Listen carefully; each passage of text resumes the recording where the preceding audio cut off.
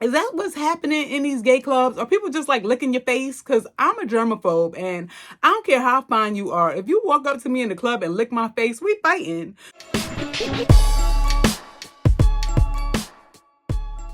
Lesbian movies.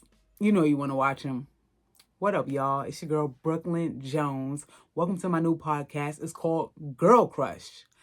And it's all about lesbian movies. And you know what's crazy? When I started researching lesbian movies, I didn't realize there are tons of lesbian movies, like literally hundreds. And I was like, oh my God, I need to watch all of these. Now, I don't know if these are great movies, good movies, if they're worth watching, but I want to know. And I know a lot of people in the LGBTQ communities, they want to be represented and they want to be represented correctly. And they probably want to know which movies are worth watching. So that's what I'm here for. I'm here to let y'all know which movies are worth watching and which movies you need to pass on. Now, I got to tell you, spoiler alert, whenever you listen to this podcast, I think you should go watch the movie first and then we'll talk about it, because I might say something that kind of spoils some things, because I'm going to watch the whole movie and I'm going to pick it apart and I'm going to tell y'all exactly what's going on in these movies. So I'm going to try to let you guys know what movie I'm watching ahead of time, so you'll have a week to watch it. So by the time I review it, you'll know what I'm talking about. Anyway, the first movie that I watched is called Stud Life. Yeah, I went all in. I was like, you know what? I ain't going to tiptoe around it. I ain't going to sugarcoat it. I'm going straight in. I'm going all out. So I watched Stud Life, and I decided to watch a movie that highlighted a Black main character because it's February. It's Black History Month. So we highlighting the Blackity Black and the LGBTQ. Now, I didn't realize this when I decided to watch the movie, but it's not a Black American movie. It's actually in the UK. I think it's in some part of London. And it's crazy because when I was watching it, you know, when you're not from a place, you kind of have like this grand fantasy of what the place is like. And I always pictured London as like fancy and uppity and, you know, cheerio. I don't know if they say that in London, but that's what you think. That's what you think of, like when you're in America and you think of London, you think of people with like these uppity fancy accents and everything is fancy and posh. And I put this movie on and I saw them driving down the street and I was like, oh my God, that looks like the Bronx. Like, it's so funny that no matter how fancy or uppity a place seems, they always got a hood. They always got a ghetto. And it was ghetto as hell. Wherever, I don't know where they were at, but wherever they were at, it looked like the Bronx. I was like, yo, this is hood. So the movie is about a stud. Her name is JJ. And she's a YouTuber. So she kind of documents some of her life on YouTube. And the title of the movie was kind of misleading to me, because when it was called Stud Life, I thought it was going to be about more than one stud. And I thought it was going to be about them like highlighting how stud lesbians live. Now, if you don't know what a stud lesbian is, it's a masculine presenting Black lesbian. Because I noticed like a lot of people now, this, I just learned this myself, because I'm what some people would consider a baby gay. Even though I'm like up in age, I came out late in life. So even though I'm like auntie age, I'm also a baby gay. So I'm a whole paradox. I'm a baby gay auntie. I'm sure I'm not the only one. Now, when I say I came out later in life, I don't want to get you guys confused as thinking that I was in the closet, because I wasn't. Like, once I figured out who and what I was, I lived out loud. I lived freely. So I wasn't like gay and hiding and scared to come out because I thought that I wouldn't be accepted. I have to say that I'm blessed that I have very accepting family. My mom is very accepting. She doesn't care what I do or who I love as long as I'm happy. My family, my grandma, aunties, uncles, cousins, sister, everybody is like really accepting of who we are in a family. You know what I'm saying? Like, I'm not even the only gay person in my family, but nobody has been like mistreated or ousted in my family because they were gay. And none of my friends are like that. I've always had like very open and accepting friends. So I was never scared of like, oh my God, if I come out, am I going to get like disowned or people not going to like me anymore? One thing I will say that I was kind of nervous about was like my female friends, some of them. I was afraid that like once I realized like who I was, what I was or whatever, I was afraid that some of them might think I like them. You know what I mean? Because I hear a lot of people say like, I don't care if you gay, but don't bring that shit over here. And like, I didn't want any of my friends thinking like I was looking at them that way ever. You know what I'm saying? Like all my female friends, those are like my sisters. We're like family. I love my female friends. I don't look at them that way and I never have. So I was kind of nervous about that. Like I was like, I don't want my female friends thinking I'm looking at them like that because I'm not like attracted to them like that. Not to say that they're not beautiful. My friends are beautiful, gorgeous, amazing women, but when you look at somebody like family, you don't see them like that. You know what I'm saying? Like your sister or your brother could be like beautiful or handsome or whatever, but you ain't looking at them like that. If you are, you tripping. So that was the only thing. But my friends are like so accepting. None of them were even thinking like that. And one of my friends, when I expressed that to her, she was like, anybody thinking that is not your friend. So I love my friends. I don't even remember the point I was making. Oh, the point I was making was that I was never in the closet. Like, I think for a long time in my life, I was in denial. Like, I dated guys and I didn't know why, but even like if I had a crush on a guy, once we started dating, it just never felt right. And I always low-key kind of felt disgusted by them. Like if I was dating them, I was like, I hope this dude don't kiss me. It was always like a little bit off. And I never knew why. I was like, something must be wrong with me because like I'm not really attracted to these dudes. And there were times where like they would be like loving me, like in love with me. And I'm like, not really feeling it. Like I never felt love or like real affection for any dudes. And it was kind of weird. Like I felt like I was the dude in a lot of my relationships because I know like traditionally a lot of people like male female relationships, the girl is like, oh, what are we? We need to be a real couple. We need to be exclusive. I want you to be my man or whatever. And the dude is like, yo, chill. Like, we don't need to be so serious. We don't need to make it so official. Like, let's just chill. Let's just have fun. And I feel like I was the dude in a lot of the relationships that I had with dudes because they were all like trying to make it official and trying to make me their girl. And I was like, y'all need to chill, you know? But then I realized like whenever I would see a couple, if they were a good looking couple, I would always look at the dude like he's lucky to be with her. Very seldom did I look at the girl like she's lucky to be with him. That should have been my first clue. My second clue should have been a lot of the guys that I had crushes on or liked, they had a little sugar in their tank. You know what I'm saying? Like I always liked the pretty boys. They didn't necessarily have to be light skinned, curly hair, but they had to have like a pretty face. But I remember, I know I said they didn't have to be light skinned or curly hair, but I remember like back in the day, one of my biggest crushes was Shamar Moore. And I'm not saying he had sugar in his tank because I don't know. But there were a lot of rumors that he did. Because his face was so pretty. They were like, that dude is gay. I don't know if he is. I don't think he is. I've never seen him with a man or he had a girlfriend and a baby. I'm not trying to spread no rumor about Shamar Moore. I'm just telling y'all the types that I had. Like another guy that I liked back in the day, like famous. I'm trying to give y'all examples of people that you know. Craig David. I had the biggest crush on Craig David. And I don't know his sexual preference. I believe he's straight, but I always liked like the pretty boys. And when I was in college, there was this guy in my class that, oh my God, I was in love with him. And he kind of looked like a Craig David, Shamar Moore mashup. But this particular guy, I don't know if he was gay or straight either, but he had like feminine mannerisms.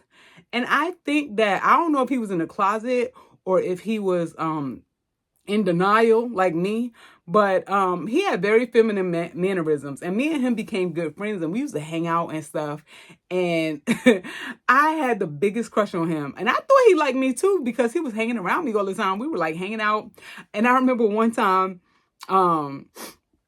I've always been a tomboy. Like, I always was the jeans and sneakers, combat boots. I'm from New York, so I would love to rock me a pair of Timberlands. Now I wear a lot of Doc Martens. I wear a lot of Chucks. I wear Jordans. You know what I'm saying? I've always been a tomboy. And I remember one time when I was in college, this dude that I had the biggest crush on that was hanging out with, he told me that he wanted to go shopping with me, right? And that he was going to pick out the outfit for me. And I was just excited to be hanging out with him. So I was like, okay, so we're hanging out, and we went to Old Navy. And this dude picked out a skirt for me. I should have known he was a little fruity then, because he picking out outfits. This dude was straight up styling me. And he picked out a cute outfit, though. He picked out this skirt, these shoes, this little top. Like, the outfit was cute. It really wasn't my style at all, because like I said, I'm a whole tomboy. But I like this guy so much, I was willing to wear a daggone skirt for him. I can't stand wearing dresses and skirts. Like, I'll wear a dress and skirt. I would wear a dress and skirt to church, because I was like in church when I was younger. You know, when you young and black, a lot of times your grandma be making you go to church. And I was in church. I was in the choir or whatever. But anyway, this boy picked out a daggone skirt outfit for me. And let me tell you, people, don't change who you are because you like somebody. If they like you, they'll like you for who you are. Don't be out there wearing skirts and dresses if you don't like dresses. But I put on a whole dress, well, a whole skirt, because I like this dude, and I thought he would like me better if I dressed more girly. And it's so funny because, like, I was trying to hint around that I wanted to go on a date with him. And he was like, so when are you going to wear the outfit? Are you going to wear it to school? Because we were in college. And I was like, well, I don't know if I would feel comfortable wearing this in school. You know, like, that's just not my style. And I don't want to walk around all day in a skirt and shoes. But maybe, like, I'll wear it on the weekend or on a day outside of school, and you can see me in it then. And he totally shut me down. And he was like, well, we don't hang out outside of school. We don't hang out on the weekend. And I was like, damn, I totally got curbed. So that hurt my feelings, but I ain't never wear that stupid ass skirt. That whole outfit just hung in my closet. I just wasted my money. I didn't wear it. And I kind of stopped hanging out with him. And he talks so much. Like, I would talk to him on the phone. That should have been another clue, because he talked more than a woman. He would talk and talk and yap and yap and yap. I remember one time I was on the phone with him, and my mom was like, are you talking to somebody? Because you're just sitting there with the phone up to your ear, but you're not saying anything. I sat there for like 45 minutes not saying nothing, and this dude was just rambling. So yeah, I stopped hanging out with him. And I remember one day I saw him in the hallway in school, and he was like, yo, what's up? You don't hang out with me no more. I thought we were friends. And I was like, I got enough friends, and walked away. Curved his ass right back. But anyway, that's my story of being two people in the closet, I guess. I don't know. Once I got older and started just like living in my truth and realizing like who I am and how I feel about people, I realized like all of my like intense crushes or people that I really liked and had like feelings for within my heart were women. I never felt feelings within my heart for men. And like all my TV crushes, this is how I really realized I was gay. I don't know if you guys have experienced this. Any lesbians out there watching this, let me know if you experienced this when you were figuring yourself out. But I realized from TV crushes that I was gay as hell. I was like, okay, I don't think this is normal. Like when I watch TV shows, why am I so excited to see like the pretty women? There's cute guys on these shows too. I don't give a damn about them. And I really realized there was two women on TV that really let me know, girl, you gay as hell. One was Monica Raymond. She played Gabby Dawson on Chicago Fire. I was smitten with her. I would watch Chicago Fire just to see her. I was in love with her. And two is Lana Padilla. I hope I said her name right, because I get annoyed when people call her Lana Parrilla. That ain't how you say her name. It's Lana Padilla, I think. But anyway, she played Regina, the evil queen, on Once Upon a Time. I, again, was smitten with her. I was absolutely in love with her, like to the point where I was cheating on Monica Raymond in my head with her, and she became my main girlfriend. Like, I was in love with Regina, and I was like, am I crazy? Because why am I in love with this lunatic? Because Lana Parrilla played a freaking nutcase on Once Upon a Time. She was the evil queen, and she would literally, like, reach her hand into people's chests and rip their heart out and crush it. And I was like, oh, me next. I must have lost my... I was like, I got a weird type, because I like crazy chicks that squeeze your heart. But anyway, I had the biggest crush. I had the biggest crush on Lana Parrilla. I still have a little bit of a crush on her. I'm hoping that it will fade away, because that's how I'm trying to tell y'all. You can't help who you like, because I don't want to like Lana Parrilla. I don't even think she's gay. I think she's straight. She used to be married to a man. Like, why do I like her? But I just can't stop liking her. I love her. I think she's beautiful. I love her personality. Like, I've seen the way she interacted with people, and she seems very sweet and very kind. And she also is like a little sassy, because she's from Brooklyn. And that's my type. Like, beautiful, sweet, very kind, but also got a little spice to them. Love it. So Lana Parrilla is my boo in my head. I hope to review her movie, because she has a lesbian movie out. It's called Lesbophilia or something. I don't even think she's the star of it, but she's in it, and I'll watch it. I'll watch anything she's in, because like I said, I am in love with her. So hey, Lana, I met her once, but that's a story for another day. Anyway, I said that I was going to review lesbian movies. I ain't talked about this damn movie one time, but the podcast is about lesbian movies, but it's also about lesbian life.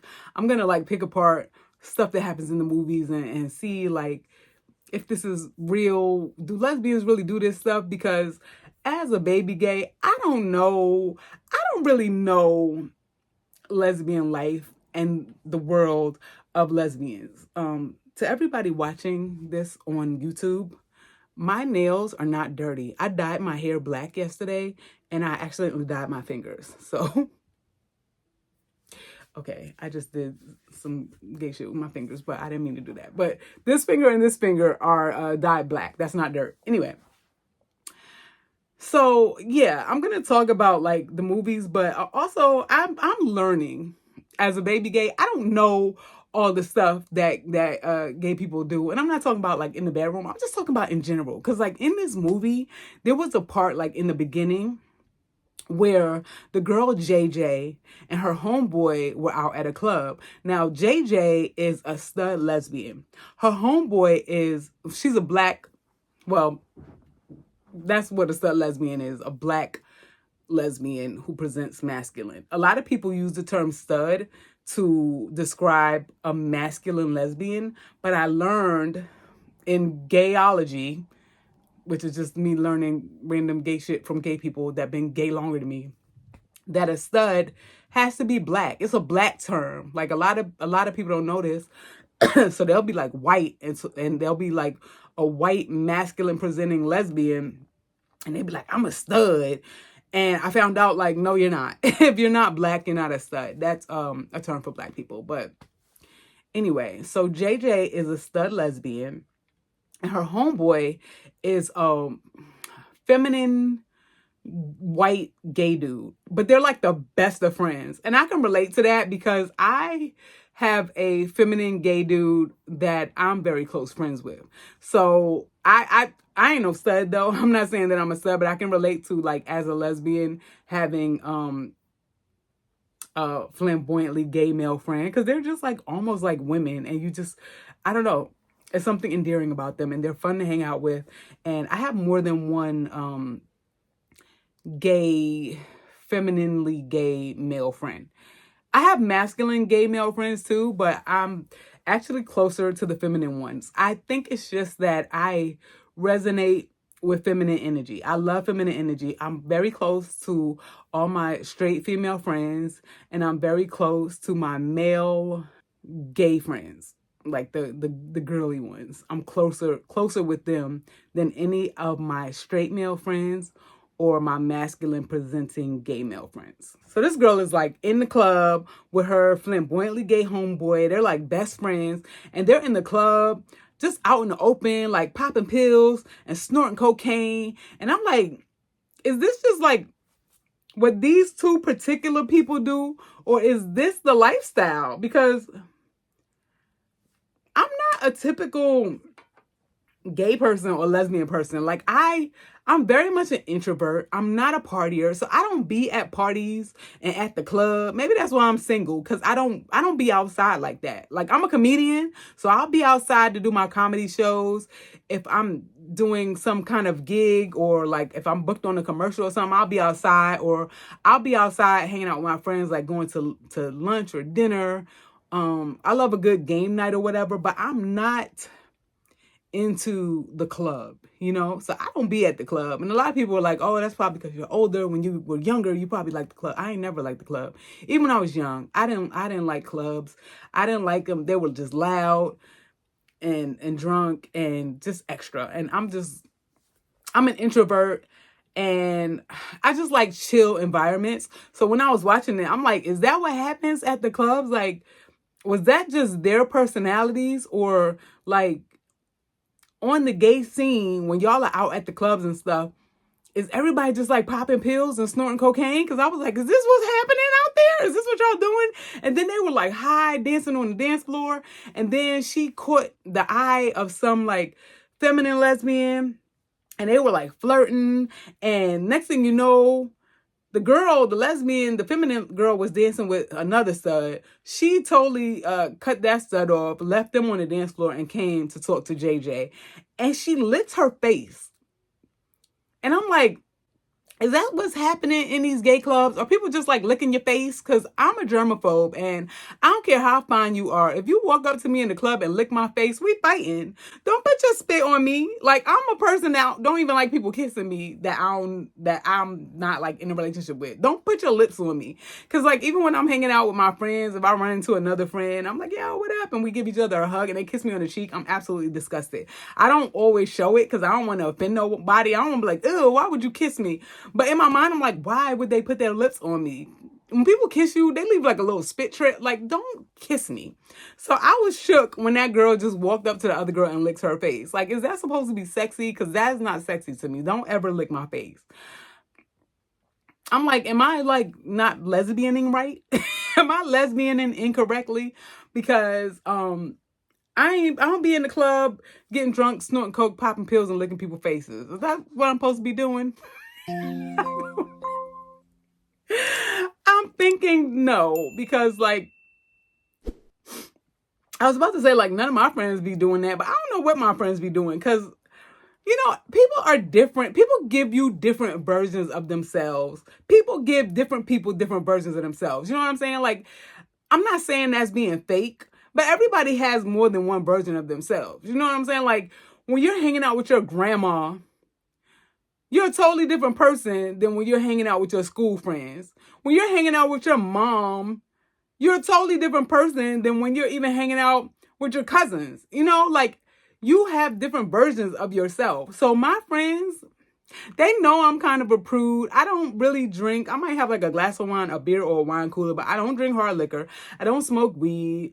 I don't do anything. So they know that. So when they hang around me, they probably water themselves down. Like, they be like, I ain't doing all of that in front of her because she ain't about that life, So I don't know what the hell my friends do. I know I have one friend that did confess to me that he was wild. Like, he was just going all out. Like, when he be in the clubs, he just was doing everything. I don't think he does that anymore. But he was like, girl, I was popping pills. I was doing ecstasy. I was doing this, and that. And I was like, what? You was doing all of that? But that's not the version of himself that he was when he was around me. But when he was in the club, he was just extra. So I don't know what the hell my friends be doing, but I'm just learning a lot about the lifestyle and the gay shit. Because all I know is that, like, I'm attracted to women. I've dated a couple of women or whatever. But I don't know the whole, like, gay lifestyle. I don't know all the rules. Apparently there's all kind of rules. I'm like, there's rules to this? Like, I was told like two stud lesbians should not be dating each other because that's gay. And I'm like, bro, I thought we was all gay. And then it's like stigma against bi people. Like, oh, you supposed to just be a lesbian. You ain't supposed to be bi. I'm a lesbian. I don't date no bi girls. Like, bi people be getting judged. And it's just so weird to me because like in the LGBTQ community, it's like love is love. Everybody should be accepted and not judged for who they love. If I want to love a woman, I should be able to love a woman. If I want to love a man, I should be able to love a man. Love is love. But then, is love not love when two studs love each other? Or when a woman loves a woman and then she falls in love with a man and now people are mad at her? The rules are just weird. I don't understand them. So anyway, JJ starts she starts seeing this girl, and you know they start a relationship, and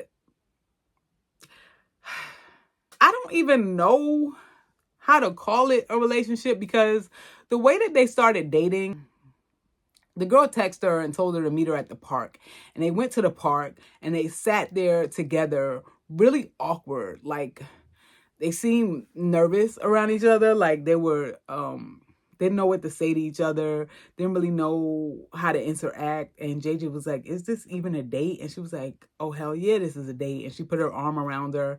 And then it just cut to them like at JJ's house about to get naked and do the do. And I'm like, y'all was just at the park and y'all just met the day before.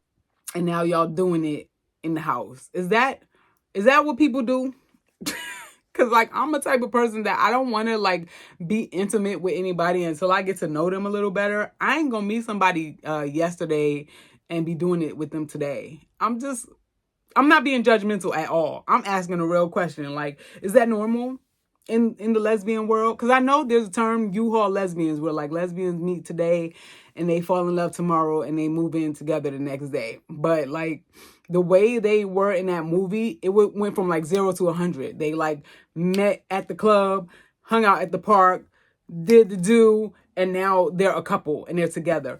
And that's fine. Like if that's how fast y'all fall in love, that's great. But what I didn't like was JJ, she started treating her friend bad when she got with this girl, because the girl, she was really possessive, right?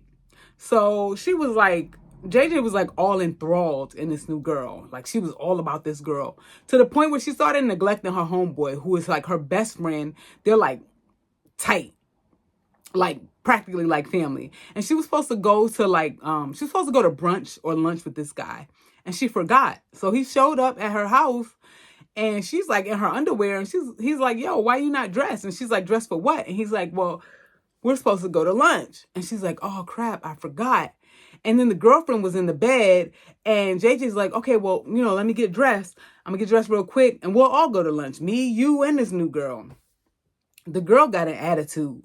Like, ugh, why wouldn't you just send him away? Why are you telling him that we're all going to lunch together? And I'm like, why are you being mean to her friend? Like, that's her BFF. And if anything, you should want to get to know her best friend. But she was just like really possessive. Like, I don't want to share you with him. I just want to hang out in the bed with you all day. Send him away. Tell him to go away. So she just wanted her to totally just stand up her friend to hang out with her. And that kind of bothered me because I'm the type of person that I'm not going to neglect my friends. I ain't going to neglect my friends for nobody, especially somebody, number one, that I'm dating.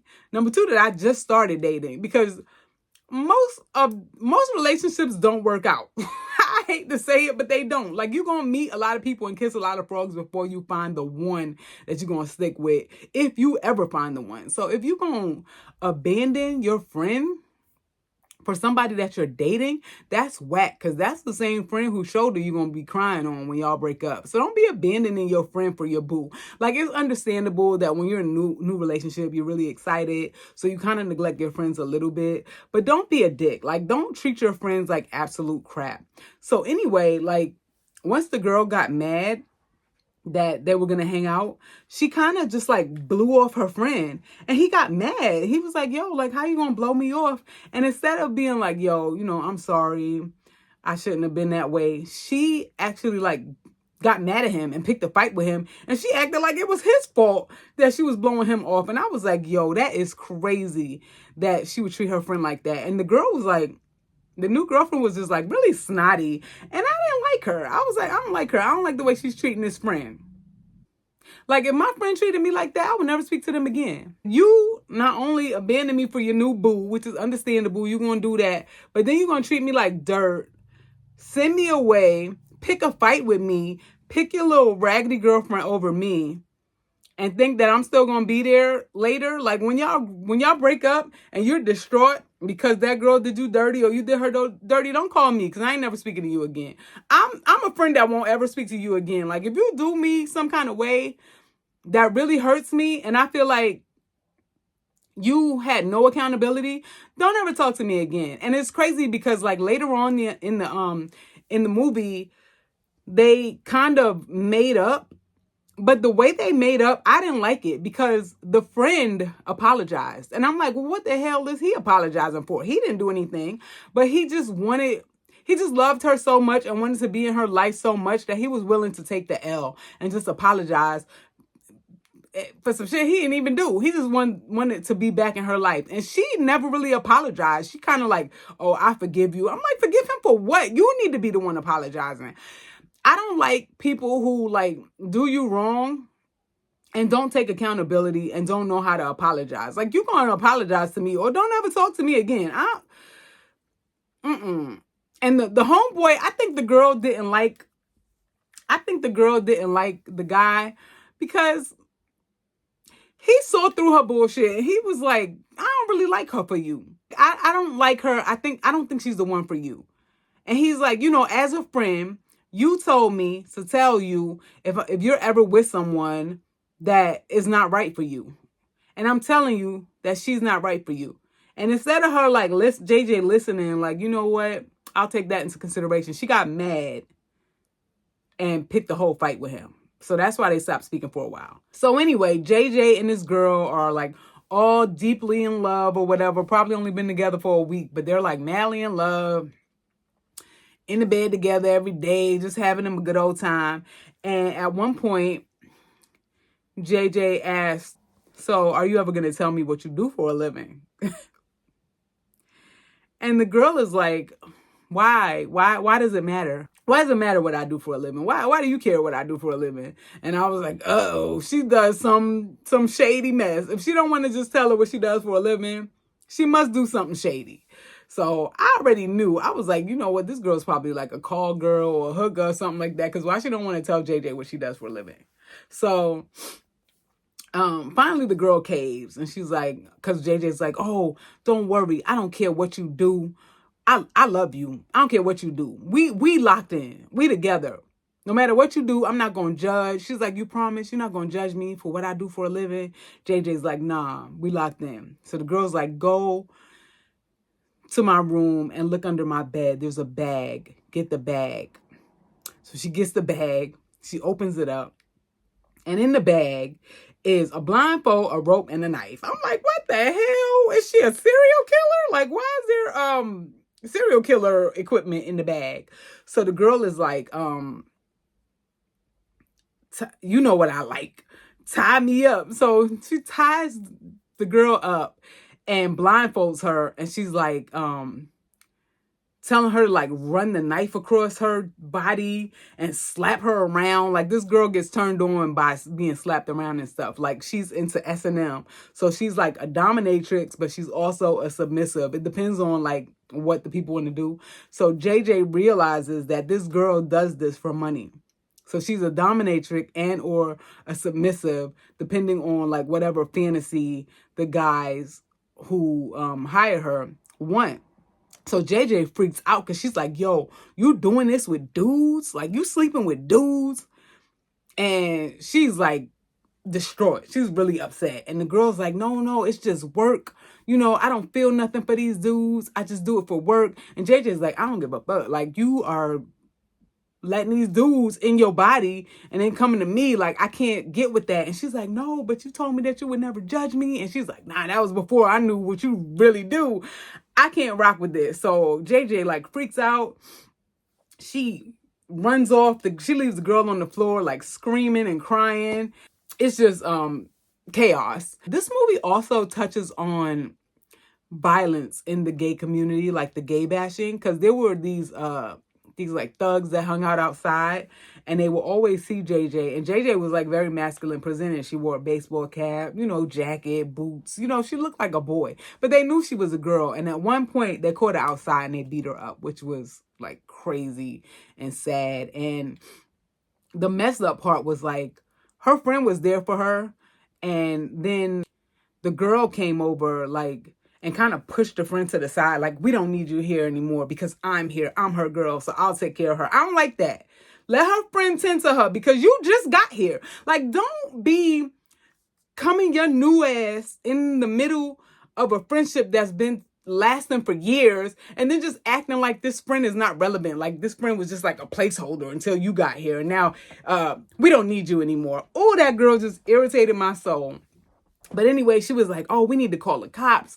And the friend was like, yo, the cops around here do not care about us. Like, the cops are just going to make it worse because they don't care about the black people over here. They don't care about the gay people over here. Like, we just got to take care of ourselves. So that was one thing that they touched on. But then there was another aspect of gay bashing that they touched on. So there's this other guy in the movie named Jack. And JJ is like a photographer or something, and her friend Sebastian works with her, and Jack works with them. And Jack is another feminine gay dude, and he has the biggest crush on JJ's friend Sebastian. And Sebastian just ain't feeling him because Sebastian is a feminine gay dude, and then Jack is a feminine gay dude. And I don't know if this is a rule in the gay world like it is with lesbians, like two studs shouldn't be dating, or two masculine presenting women shouldn't be dating each other. But I don't know if like two feminine gay dudes shouldn't be dating either. But all I know is like the feminine gay dudes that I know, they're not attracted to other feminine gay dudes. They're like, girl, he a big old girl and I ain't no lesbian. You know what I'm saying? So all like the feminine gay dudes I know, they like masculine gay dudes. They don't be really feeling the feminine ones. I don't know if that's a rule, if it's just a preference or what. I personally think you should date whoever you want to date. If y'all two lesbian feminine dudes, two masculine, I don't know. Whoever you love, just be with them. I don't know what all these rules are and why they are, because I thought love was love. But anyway, he's like, yo, I ain't feeling this dude. He is too girly. And the guy is just like really all about him. And I feel bad for him because I know what it's like to really like somebody and they don't like you back. So Sebastian is like on the gay dating websites. He's on like websites like Grindr or whatever it is in the UK. So he encounters this masculine presenting gay dude, and they're like feeling each other on the app. But they hadn't like set up any date or anything. They were just like doing like sexy time things. I'm trying to be like as non-raunchy as I can for YouTube and the podcast or whatever. But they were doing like low nasty things on video with each other. You know what I'm saying? At one point, JJ walked in on him doing something, and that scene was kind of funny. So they're like cool with each other on this gay app. But they never met in person. They never set up a date. After JJ and Sebastian made up after their fight, they decided to go hang out together and have a picnic together because, just like I said, JJ and the girl broke up after she found out that she was a call girl or whatever. So now she's crying on Sebastian's shoulder and she's all upset. Just like I said, that's why I'm like, you don't treat your friends bad when you get a new boo because you're going to need that friend. And you just don't do that. Be loyal to your friends. But those are the same friends whose shoulders you're going to be crying on after you done shit on their shoulder. Now you want to cry on it. So they decide, oh, we're going to go to a picnic and have like fun together in the park. And this part was weird. So Jack sees them and he's like running to them and he jumps into their car and he's running from somebody. He's like, oh, drive, let's get out of here. They never explain who the hell he was running from and why. I'm guessing he was probably running from the same people who beat up JJ earlier, but they never really explained it. He's just like, I need to get as far away from here as possible. Can I go with y'all wherever y'all are going? And they were like reluctant. They really didn't want to hang out with him, but they were like, whatever, come on. So they're all in the park having a picnic together, just hanging out, vibing. And a guy walks by. A straight looking dude walks by, and Sebastian realizes, hey, that's the guy from the dating app that I be fooling around with on camera. Let me go over there and talk to him, see what's popping in real life. So he gets up and he leaves Jack and JJ there, and he goes over to talk to the guy. So they walk, they didn't even say anything to each other. So I don't even know why I'm saying they talked. Sebastian just walked over to the guy. They made eye contact. They recognized each other. They walk into the bushes or like behind some trees into the woods or whatever. And no words are exchanged. The dude just pulled his pants down and Sebastian's just giving him sloppy toppy in the woods. And then I'm like, wait, is this what the gays be doing? And then I remember, actually it is. I'm not saying all gay dudes do this. But one of my gay male friends told me that there was this thing that they do. I forgot what it's called. Cruising, I think. He said there's this thing that they do called cruising, where like a gay man will be out and about. He could be anywhere. He could be at the mall or whatever, or in a store or at the park, right? And he'll see a guy he's attracted to. And they'll make like an eye contact type thing to each other. Like letting them know, hey, I see you and I'm feeling you. And if the guy looks back at him like, oh, I see you and I'm feeling you too, one of them will walk off somewhere private into a bathroom or behind a tree or somewhere that's private. And then the other dude will follow him. And then they'll just do some nasty stuff with each other. No words exchanged. They don't even know each other. They just made eye contact like, yeah, it's about to go down. Then they go and they do the nasty stuff together. And then after they're done, they part ways and never see each other again. And that's called cruising. And he said that there was like specific places that guys cruise sometimes too. Like there was like a specific place in the park that the gay guys knew to go. So it'll just be guys hanging out in that area of the park. And then the gay guys come over there, they make eye contact, they go behind the tree, they do some nasty stuff and go about their business. They don't even talk. So this is what happened in this park. They see each other, they go behind the trees, and Sebastian goes down on him. So when he's done going down on the dude, he start pulling down his pants because he's like, all right, well, return the favor. And the guy beats him up. He beats the crap out of Sebastian. He's like, I ain't no F word. So that is the crazy part to me. Like, he let this dude go down on him, but all of a sudden, he's not gay. I'm here to tell you, dudes, you little down low brothers or whatever, if you're doing little nasty stuff with other gay dudes, you gay, bro. Like, I don't know what to tell you, because a lot of y'all think, like, I'm not gay if I'm not in a relationship with this man. Like, I don't feel no feelings. We're not going on dates. I don't love him. We don't talk. We don't kiss. We don't do nothing. But if I'm feeling horny or whatever, I'll go over there and let a man go down on me. Or I'll top him. But ain't no man topping me. But that's not gay. Yes, it is. Like, y'all, some of y'all be in denial. So he beat this man up and told him he ain't no F word and he ain't going down on him because he's not gay. Bro, yes, you are. So that's another thing that they touched on. And I'm glad that they did, because I hear this a lot. Like, a lot of straight dudes be doing like little nasty, freaky things with gay dudes in private. And then they go outside talking about they ain't gay because they have a girlfriend or a wife or a baby mama at home. Like, bro, you, at the very least, you bi. But you definitely part of the rainbow community if you're doing stuff like that. Stop being in denial. Anyway, so after he gets the crap beat out of him in the woods, he comes stumbling out all bloody. The dude runs off. So now JJ and Jack are like, oh my God, what happened? And they're like comforting him. And let me tell you something. Jack is a real one. He was really in love with the Sebastian dude because Jack had on a really nice white jacket. He took off his white jacket and covered Sebastian up with it. Sebastian was bleeding and stuff. He didn't even mind if he got blood on his jacket. That's a real one. Okay? After Jack comforted Sebastian or whatever, they kind of bonded and then they ended up dating each other. So, I don't know. I guess they were trauma bonding or whatever. But they actually got together and Jack was like really good to Sebastian because he had been crushing on him for so long. Like he was really feeling him. And Sebastian was like just excited to have somebody that loved him and wanted to be with him. Because like throughout the movie, he was saying that, you know, he hated being single and he wished that somebody loves him and wanted to be with him. So he ended up being with this guy.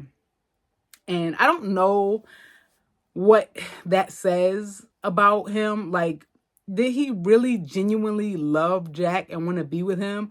Or did he just get with him because nobody else wanted him and he settled for him? I don't understand that. Like, I'm glad Jack got the guy, but I feel kind of sorry for him because I'm like, did he settle for Jack? And would he leave Jack for somebody else if like a masculine man came out of the woodwork and started being attracted to him or whatever? It kind of threw me off because I feel like he kind of settled for Jack. I don't know. I guess it was a cute love story for the two of them. He just went with the like whoever likes you mentality. I've heard that before and I just can't get with it. Like some people be like, yo, I like who likes me. Like how? How do you just like who likes you? Like you don't have a preference or a type or, you know, like you don't have to have like a physical attraction to somebody or some kind of emotional attraction to them to like them. You just like them because they like you. That's weird. I don't know. This movie was just weird. Like I feel like the storyline was kind of weak. Like it didn't have a real, I mean, it had a storyline, but it was just kind of all over the place. And I don't know why they called it Stud Life because it wasn't necessarily about studs. Like it was about one specific stud and her life. But that's not to say that all studs live like that. And then while it was about this one stud, it was also about this gay dude who was not a stud. So I'm not really sure why they called the movie Stud Life.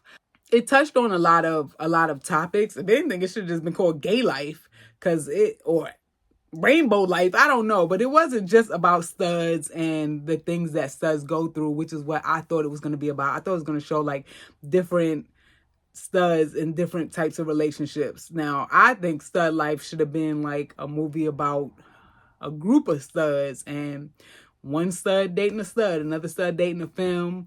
I don't know. I think the name of the movie was a little bit misleading. I don't want to say it was boring because it wasn't necessarily boring. I mean, it had its fun moments. If you want to check out an interesting lesbian movie that was kind of all over the place, give Stud Life a try and let me know what you think. I watched it on this app called Philo, I think it's called, Philo, because they had a 7-day free trial. And I was like, okay, well, if it's free 99, I'm going to check it out. It's based in the UK, so if you're American, it might take a little while to get used to their accents. I had to turn on the caption. And let me tell you something, Philo, y'all need to do something about your closed caption because they go too fast. And I'm a pretty fast reader. So people that need to sound things out to read, y'all going to be stuck because y'all not going to be able to read the captions. But that was the first episode of my new podcast, GurlCrush. I hope you enjoyed it. I hope you learned a little bit about me. I hope you learned a little bit about lesbian lifestyle because I'm learning myself. Like, as I watch these movies, I'm being entertained, but I'm learning at the same time because as a baby gay, there's a lot about the gay lifestyle that I don't know. There's a lot of rules and there's a lot of terminology that I just don't know. So let's just learn together. Next week, I'm watching a movie called Beauty, and it was written and directed by Lena Waithe, and is loosely based on the love story of Whitney Houston and her girlfriend Robin. It's not about them, but The story is inspired by Whitney Houston and her lover Robin. So it's directed by Lena Waithe. It's called Beauty. I watched it on Netflix. So if y'all want to watch the movie and then check in with me next week, I will be talking about Beauty. Follow me on Instagram and TikTok at It's Brooklyn Jones. Leave me a comment and let me know if you watched this movie, what you thought of it. And also let me know about some of the gay terminology and the rules that I mentioned in it. Do you agree? Do you not agree? Anyway, like, follow, subscribe. Just show me some kind of love and I will catch up with y'all next week. Peace out.